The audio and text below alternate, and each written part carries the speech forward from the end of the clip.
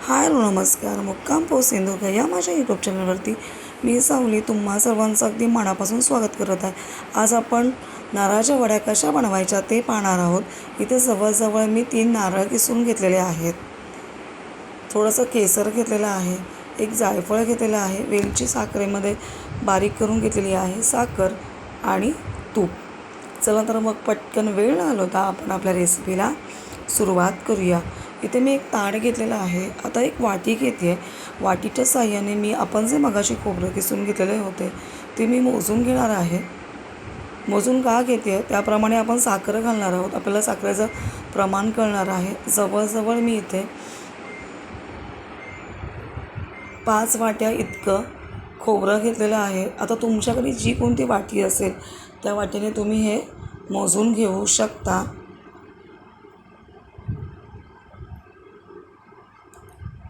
आता मी इथे एक कढई घेतलेली आहे.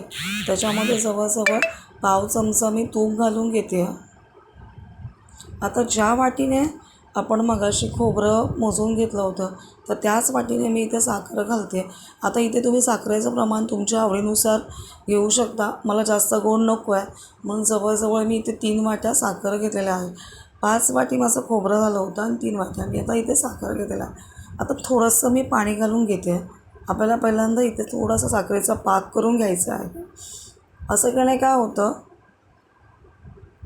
की आपण जे नारळाच्या वड्या बनवणार आहे त्या पटकन होतात. खोबरं पटकन जवळ येतं. तर केसर घेतलं होतं मी इथे. केसर टाकून घेते. तुम्ही पाहू शकता केसरने थोडासा कलर चेंज झालेला आहे. हलकासा पिवळा कलर आलेला आहे आपल्या या साखरेच्या पाकाला.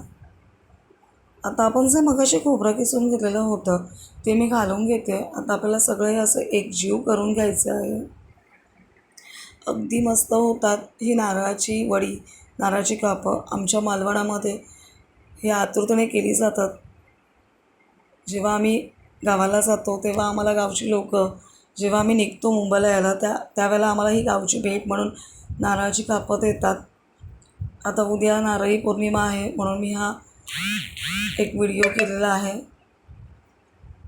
आता ह्याच्यामध्ये मी वेलची पावडर टाकते आहे. ह्याच्यामध्ये मी साखर घातली आहे त्याच्यामुळे साखर दिसते ती. मी साखर घालून बारीक केलेली आहे खलबत्त्यावरती. आता आपल्याला सगळं असं एकजीव करून घ्यायचं आहे. थोडंसं मी इथे जायफळ घालते आहे. तुम्हाला इथे जायफळ नाही घालायचं असेल तुम्ही नाही घातलात तरीही चालेल. तुम्ही पाहू शकता अजून आपलं हे खोबरं ओलसरच आहे. आता अजून आपल्याला हे थोडा वेळ तरी ड्राय करून घ्यायचं आहे. कंटिन्यू आपल्याला हे असं ढवळत राहायचं आहे नाहीतर हे खाली लागण्याची शक्यता असते. व्यवस्थित असं करून घ्यायचं. अगदी मस्त होतात ह्या नारळाच्या वड्या. उद्या नारळी पौर्णिमा आहे तर बोली चला बनवूया आपण आणि तुमच्यापर्यंत हा व्हिडिओ पोचूया म्हणून मी व्हिडिओ बनवत आहे. आता मी इथे चॉपिंग पॅड घेतला आहे. त्याला मी तूप लावून घेते आहे. अगोदरच तयारी करून घेते कारण का हे एकदा जवळ आलं ना सगळं का पटकन पुढची प्रोसेस करावी लागते ना तर हे घट्ट होत जातं. तुम्ही पाहू शकता आता इथे आपलं सगळं हे सारण रेडी झालेलं आहे. आता मी या चॉपिंग पॅडवरती काढून घेते आहे. खूप गरम आहे. पुढची प्रोसेस आपल्याला पटापट करायची आहे. आपण जर पटापट नाही केलं तर हे खोबरं जे आपण साखरेच्या पाकात केलेलं आहे ते ड्राय होतं, सुकून जातं. तर माझं व्यवस्थित असं थापून झालेलं आहे. मी एक पिशवी घेतली होती त्याच्या साहाय्याने मी थापून घेतलं आहे. तुम्ही इथे वाटीला तूप लावून घेऊनसुद्धा थापू शकता.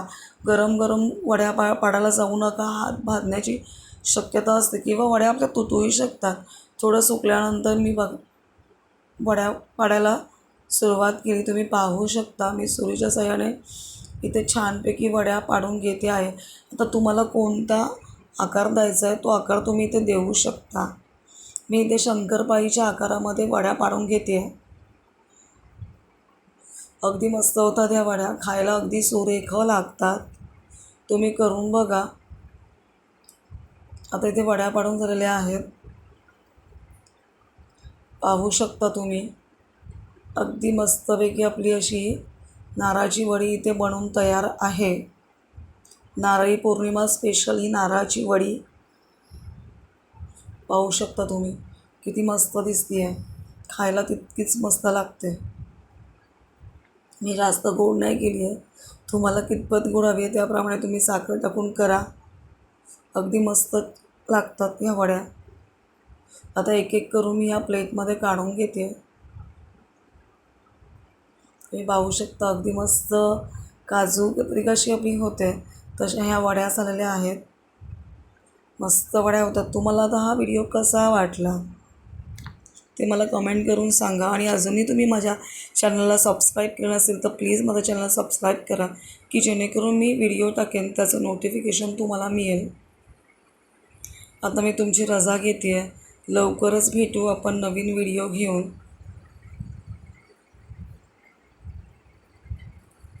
Bye bye.